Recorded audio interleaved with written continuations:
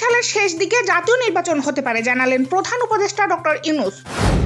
বিজয় দিবসে স্মৃতিসৌধে রাষ্ট্রপতি ও প্রধান উপদেষ্টা সহ বিভিন্ন শ্রেণীর পেশার মানুষের শ্রদ্ধা। আবারও মুক্তিযুদ্ধকে ভারতের যুদ্ধ দাবি মোদির, নিলেন না বাংলাদেশের নাম। বিজয় দিবস ঘিরে মোদির পোস্ট নিয়ে আইন উপদেষ্টার তীব্র প্রতিবাদ। ফ্যাসিবাদ মুক্ত পরিবেশে এই বিজয় দিবস আরও আনন্দের, মন্তব্য তারেক রহমানের।